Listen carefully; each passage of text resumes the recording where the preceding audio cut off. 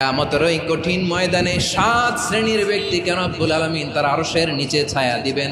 তার মধ্যে প্রথম শ্রেণীর ব্যক্তি হলো ইমামুন আদিল, যে ইনসাফের সাথে বিচার করে, যে জাস্টিস সমাজে সার্ভ করে, যে সুশাসন নিশ্চিত করে, ওই ইমামুন আদিল। আদিল শব্দটা বুঝছেন না? ইন্নাল্লাহা ইয়া'মুরু বিল আদল, পাইছেন?